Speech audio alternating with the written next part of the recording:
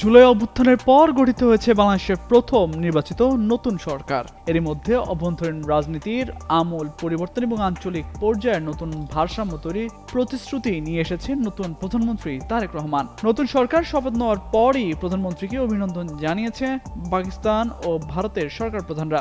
দক্ষিণ এশিয়ার ভূরাজনীতিতে বাংলাদেশের অবস্থান গুরুত্বপূর্ণ হওয়ায় দিল্লি ও ইসলামাবাদ উভয়ের নজরই ঢাকার দিকে। এখন প্রশ্ন উঠছে, কোন পথে হাঁটবে নতুন সরকার? বাংলাদেশের ইতিহাসে সবচেয়ে বেশি মেয়াদের প্রধানমন্ত্রী শেখ হাসিনা দেশ ছেড়ে পালিয়ে বর্তমানে দিল্লিতে নির্বাসনে আছেন। আন্তর্জাতিক অপরাধ ট্রাইব্যুনালে তার অনুপস্থিতিতে বিচার সম্পন্ন হয়েছে এবং তাকে মৃত্যুদণ্ড দেওয়া হয়েছে। তবে এই রায় একটি নতুন কূটনৈতিক টানাপোড়েনের জন্ম দিয়েছে, কারণ বাংলাদেশের অন্তর্বর্তীকালীন সরকারের অনুরোধ সত্ত্বেও ভারতের প্রধানমন্ত্রী নরেন্দ্র মোদী সরকার তাকে ফেরত দিতে অস্বীকৃতি জানিয়েছেন। বিষয়টি দুই দেশের মধ্যকার আগে থেকে নড়বড়ে সম্পর্ককে আরো জটিল করে তুলেছে। ভবিষ্যৎ হোক নিরাপদ, বিনিয়োগ হোক বিশ্বস্ত, আর আমার পছন্দ সল্ট বে।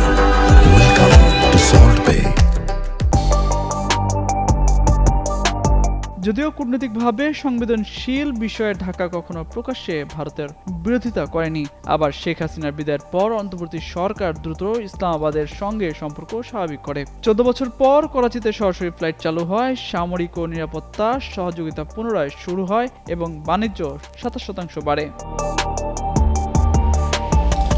এদিকে বিএনপি ক্ষমতায় ফেরার পর তারেক রহমান 3 দশকের মধ্যে বাংলাদেশের প্রথম পুরুষ প্রধানমন্ত্রী ভারত ও পাকিস্তানের সঙ্গে সম্পর্ক ব্যবস্থাপনায় কঠিন পরীক্ষার মুখে পড়েছেন। সম্প্রতি এক সমাবেশে তিনি বলেছেন, নট দিল্লি, নট পিন্ডি, বাংলাদেশ সবার আগে।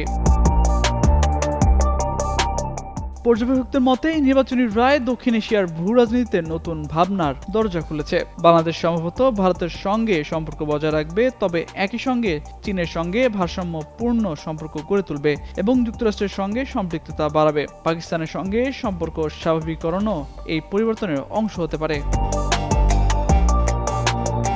তামজিদ মির্জা, যুগান্তর নিউজ।